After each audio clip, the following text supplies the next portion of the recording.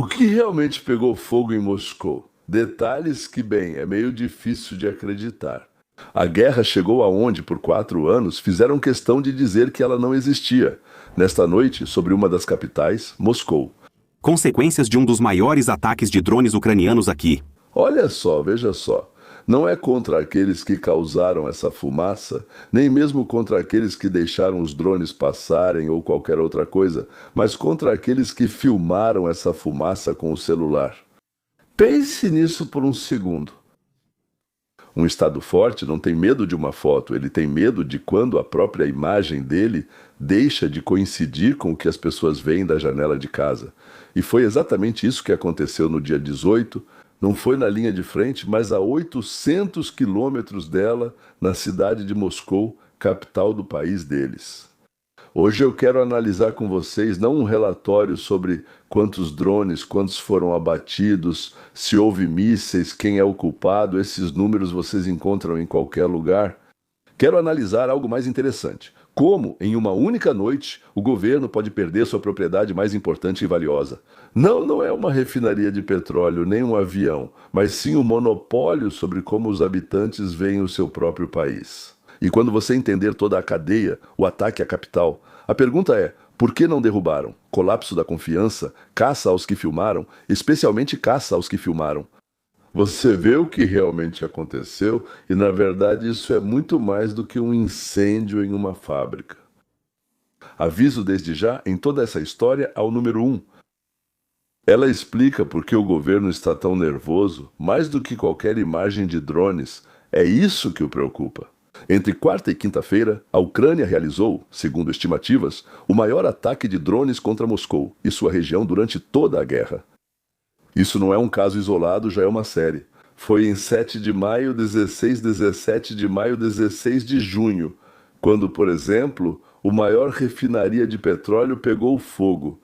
Ou seja, Taritsu não está sendo atacada por drones por acaso, mas sim de forma sistemática, em ondas, para sobrecarregar a defesa antiaérea. Enquanto o sistema está ocupado com alguns alvos, outros passam silenciosamente em direção aos seus próprios, a outros alvos. Repare, não é pela beleza ou pelas áreas. Estão atacando o combustível de Moscou, a refinaria de petróleo de Moscou, o parque de reservatórios, as instalações de processamento, hidrotratamento, hidropurificação, diesel. Isso não é um símbolo, é uma artéria. Essa refinaria supre cerca de 1/3 das necessidades da região de Moscou em combustível. Cerca de 40% da gasolina e metade do diesel. Quando você mira exatamente aqui, você não está mirando no mapa, você está mirando no bolso. Mas vamos voltar a isso na segunda parte. Imagem oficial do prefeito de Moscou, Sobyanin. No trajeto foram interceptados 194 drones, o maior ataque à capital. O Ministério da Defesa acrescenta que durante a noite, mais de 500 drones foram destruídos. Bem, provavelmente não só em Moscou, em outros lugares também. Reparem na formulação. Destruídos, repelidos, a maioria abatida. E tudo o que ainda caiu no centro comercial, em um prédio residencial em Zhukovsky e no telhado do hipermercado em Lyuberts. Isso. Isso é apresentado com uma palavra bem cuidadosa, destroços. Tipo, nós atingimos eles e os destroços, bem, fazer o quê? E é aqui que começa o mais interessante. O governo usa destroços para mascarar a diferença entre duas visões. A oficial, de que tudo está sob controle, e a defesa antiaérea funciona perfeitamente. Nada grave, um incidente local. E a segunda imagem é a que centenas de moscovitas filmam de suas janelas agora. O horizonte está em chamas. O zumbido sobre os telhados, uma coluna negra sobre a cidade. Essas duas imagens, bem, de jeito nenhum, uma não combina com a outra. E quando elas não combinam, o Estado precisa escolher qual delas proteger. Então lembrem-se desse intervalo. Toda a história de hoje é sobre isso. Sabe o que assusta mais o poder do que o golpe? A pergunta que esse golpe levanta. Veja o que os moscovitas escreveram naquela noite. Não foram opositores, não foram agentes estrangeiros, pessoas comuns que são leais a políticas, aqueles que durante 4 anos viam a guerra como algo que acontecia lá longe, com pessoas completamente diferentes. Eles escreviam coisas simples. Estão voando acima da minha cabeça. Toda Moscou está em chamas. A pergunta principal, repetida no metrô e em casa: por que não derrubaram? Por que não derrubaram? Por que não derrubaram? Ouça essa pergunta. Nela há política? Não. Nela há Ucrânia? Também não. Nela, na verdade, não há nenhuma ideologia. Nela existe apenas uma palavra. A confiança na promessa foi abalada. Todo o Estado se sustenta em uma única promessa: nós vamos proteger vocês. A pessoa que paga impostos e aguenta, em troca, recebe exatamente uma garantia. Sobre a sua casa estará seguro. Quando há barulho sobre a casa e de manhã dizem para ele: derrubamos tudo, está tudo bem. Pela primeira vez na vida, ele pega o governo contradizendo o que ele viu com os próprios olhos. A Medusa Independente captou esse tom perfeitamente. Um dos comentários mais citados naquela noite, amargo e quase infantil: e se ninguém contar isso para o Putin? Pense em como essa frase é realmente assustadora para o sistema. Não é culpa do Putin, é pior. É que o Czar não sabe. Aquele primeiro movimento sutil, a partir do qual historicamente começa a erosão de qualquer possibilidade. Primeiro deixam de acreditar não no líder. Primeiro deixam de acreditar que dizem a verdade ao líder. Bem, os emissários iam imediatamente, sim, iam até o Tsar Lenin. E daí até, será que tem alguém lá realmente no comando? É um passo só. E é justamente aqui que vale lembrar daquele número que eu prometi. Porque essa pergunta dos moscovitas, por que não derrubaram? Ela não fica no ar, ela se converte. Um número bem específico que as autoridades fizeram de tudo este ano para que vocês não vissem. Um pedido rápido? Se você assistiu até aqui, significa que é importante para você entender não só o título, mas também a mecânica. Por favor, deixe um like e se inscreva. É exatamente isso que permite que essas análises atravessem o ruído das versões prontas e mastigadas. E a seguir vem o núcleo. Agora, a conversão prometida. A pergunta de por que não derrubaram não fica apenas na emoção. Ela se fixa na sociologia. E aqui não temos boatos, mas números concretos. E vindos dos mesmos órgãos estatais.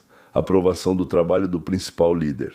Eles vêm até você, assumem a responsabilidade, você aprova e eles observam. 65,6%.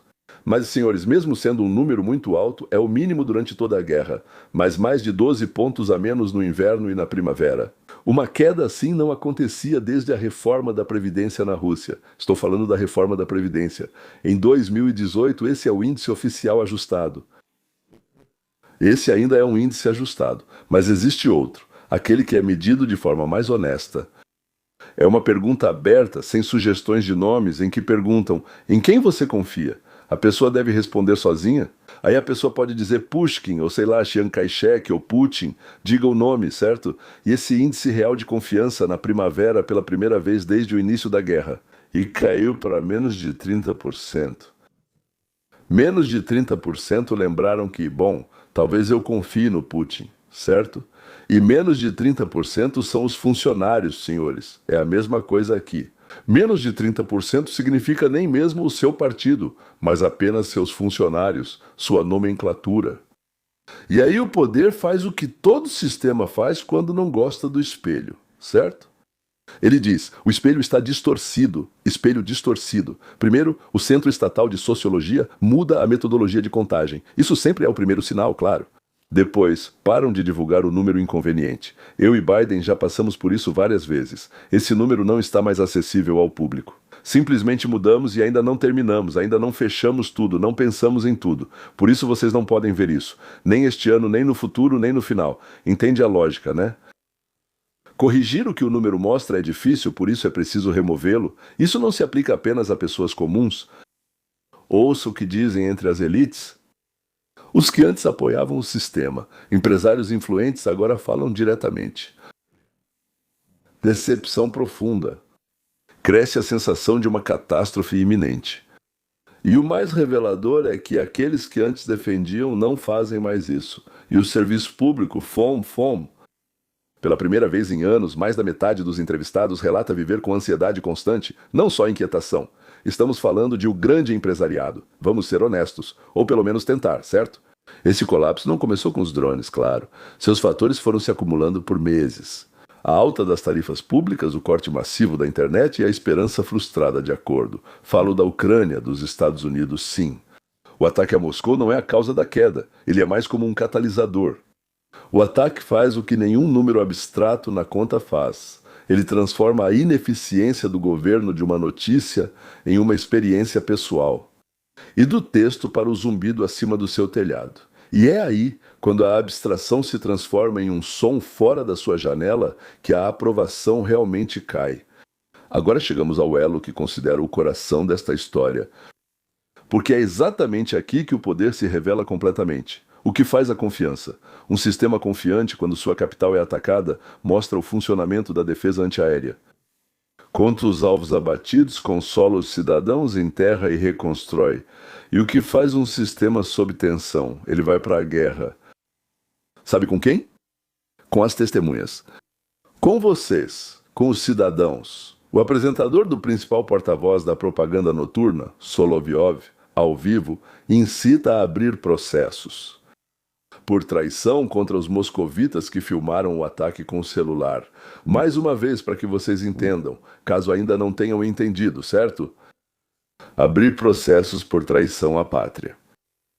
Se quando algo está pegando fogo, você pega o celular e começa a filmar. Ele, cita o sentido, diz: eu vi cerca de 100 desses vídeos. Encontrem os autores. Ele pode fornecer a lista completa. Traição à pátria por um vídeo feito da própria janela. Tá vendo? Nem pense em filmar, muito menos em compartilhar. O blogueiro Maxim Kalashnikov foi chamado pela polícia por postar sobre danos nas fábricas de Kopytnia, sim, é Kopotnia. Outros propagandistas pedem para prender e torturar quem filmou. Eu rio, mas isso não tem graça. Torturar quem filmou. Para as autoridades, no fim das contas, já quase não importa quantos drones chegaram ao destino. Eles já sabem disso. O que importa para elas é outra coisa. Vocês não verão por seus olhos, mas pelos dela. O perigoso não é o drone. O perigoso é a câmera. Porque o drone atinge a fábrica, mas a câmera atinge o monopólio da imagem. Aquele único monopólio que não pode ser restaurado em uma semana, diferente do reservatório. Agora, junte toda essa cadeia em uma única linha.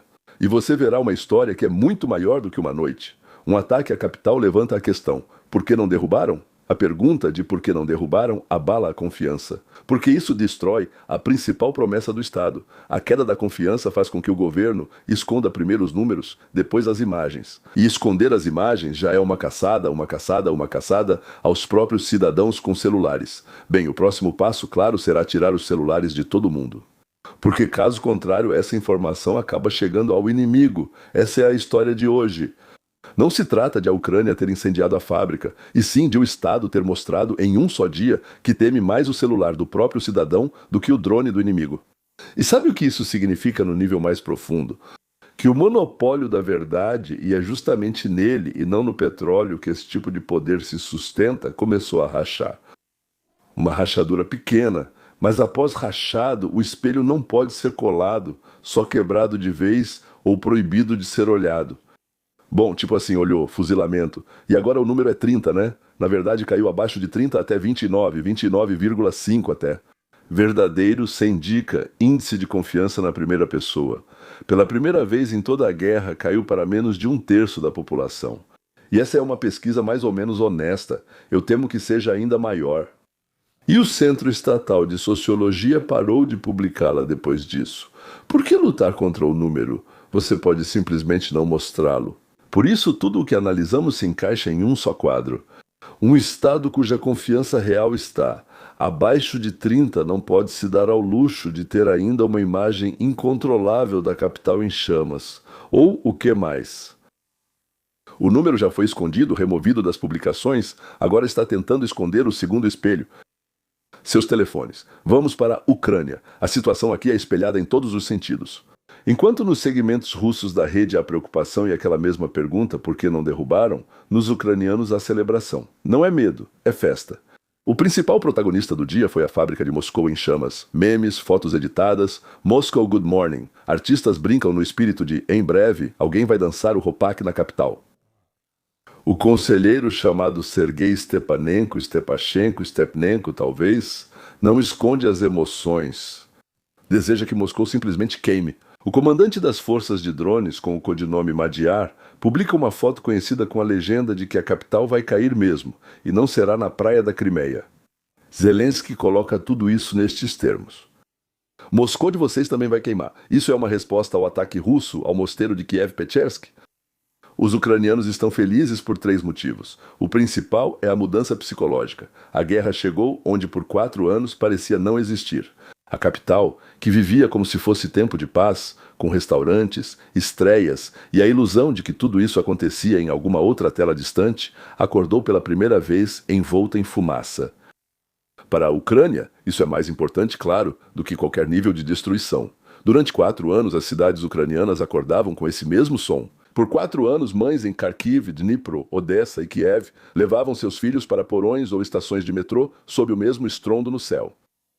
Por 4 anos para elas, por que não derrubaram? Não era só um post, mas uma questão de vida.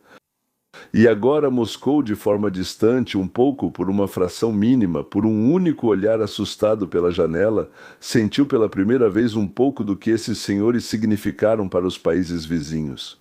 Milhares, mais de 1000 noites seguidas, acredite, não falo isso com satisfação maldosa, esse sentimento me é estranho. Eu digo isso como uma observação sobre a natureza das coisas. A guerra, que lá em cima foi declarada como especial, distante, não permanece distante para sempre. A distância entre o problema deles e o meu problema tem uma característica própria. Ela diminui. E a pessoa que por 4 anos pôde virar as costas para o porão de outra pessoa, um dia ouve o mesmo som acima do seu próprio telhado. Não há triunfo nisso. Nisso existe apenas aquela velha e incômoda verdade. Aquilo que você ignorou na rua dos outros tem um hábito desagradável: encontrar você. Encontrar o caminho até a sua casa. E o terceiro ponto pragmático, que é motivo de alegria do outro lado, é o ataque ao refino de petróleo. Não é um golpe no mapa, mas sim no bolso da guerra. O dinheiro do petróleo é o combustível nos tanques dos veículos militares. E também o salário para a linha de frente. Eles atacam propositalmente aqui. E aqui está a resposta sincera para a sua provável pergunta. Se atacam o bolso, a confiança cai e as elites ficam nervosas, talvez seja o começo do fim? Talvez mais algumas noites assim, 2, 3, 10, e acabou? Eu não vou enganar vocês com uma resposta fácil. Não. Especialistas, inclusive ucranianos, divergem e são cautelosos, o que é correto. Alguns afirmam que atacar fábricas prejudica a renda do petróleo, essencial para a máquina de guerra. Outros, e isso é importante, lembram dos reservatórios e as instalações são restauradas rapidamente. A exportação de petróleo bruto continua. O fluxo principal de moeda estrangeira segue normal. Assim, ataques às fábricas são relevantes, mas não decisivos. Essa é minha posição baseada nos fatos. Esses ataques não param a guerra diretamente. As guerras não acabam por causa de um incêndio em uma fábrica. As guerras terminam com uma decisão política. E os ataques só agem lentamente, em 3 frentes ao mesmo tempo. Combustível, gastos militares com a defesa aérea e a confiança interna no país, eles aumentam o custo de continuar, o que também é importante. Eles não trazem a rendição amanhã, mas aproximam o momento em que continuar vai se tornar mais caro do que parar.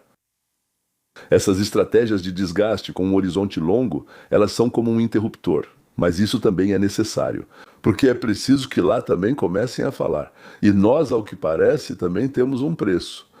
Além disso, sejamos honestos sobre o risco. Do lado russo já há apelos à escalada, conversas no espírito de a guerra está entrando em um ciclo de destruição total. Eles acham que estão sendo totalmente destruídos. Isso significa que, a curto prazo, tudo isso pode não aproximar a paz, mas aumentar as apostas. Para quem diz que a vitória está próxima, vale repetir a pergunta dos moscovitas à sua defesa antiaérea. Mesmo assim, não vou encerrar com algo pesado. Vou terminar dizendo que há algo realmente encorajador nessa história para cada um de nós, onde quer que estejamos, onde quer que vivamos. Hoje vimos uma regularidade simples, quase física. Qualquer poder que se sustenta em monopólio e, na verdade, acaba encontrando algo que quebra esse monopólio. Antes era a imprensa, depois a máquina de xerox, depois a antena parabólica. Hoje é o telefone no bolso da pessoa comum. E quando o Estado é obrigado a declarar guerra aos telefones dos próprios cidadãos, isso não é sinal de força. Esse é o primeiro, ainda silencioso, recibo de que a realidade não obedece mais a ele. E a realidade, cedo ou tarde, vence aquele que tenta escondê-la. A realidade vence. Daquele que tenta escondê-la, porque a verdade simplesmente tem muito mais tempo do que a mentira. E isso se você pensar bem. Pensando bem, é uma ótima notícia. Até logo.